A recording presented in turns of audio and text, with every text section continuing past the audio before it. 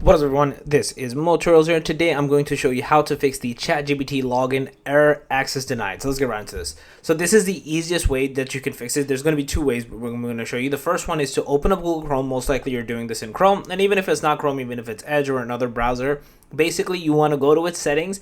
You want to find where it says delete browsing data. And pretty much you're going to delete all the cookies, cache, and history related to either individually for OpenAI or ChatGPT or in general. I would recommend in general, just delete it all basically.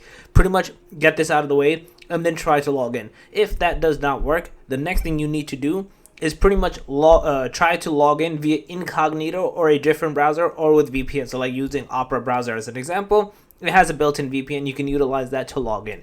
Once you do that, you should be good to go and you should not have this error persist any longer. So yeah, that's basically it.